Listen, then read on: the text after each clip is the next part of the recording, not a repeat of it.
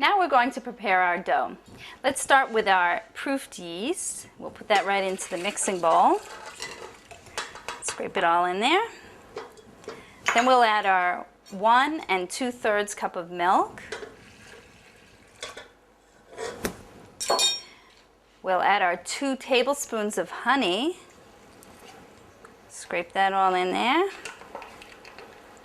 I like to use honey. It's got a nice flavor, but you can use sugar also. Our 2 teaspoons of salt.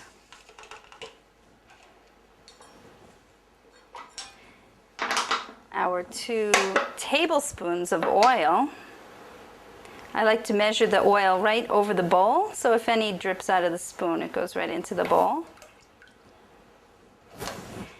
And then we'll add 3 cups of flour, only 3 cups of the original 5 to 7 cups that we're going to use in the end. This way we can mix that up nice and smooth and get all the oil and the milk and the other ingredients mixed in evenly. We're going to start by using a regular mixing.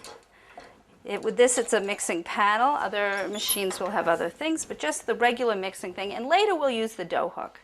Let's turn that on. Turn it on slowly so that your flour doesn't all come out of the bowl. And we'll mix that for about 5 minutes until it's nice and smooth.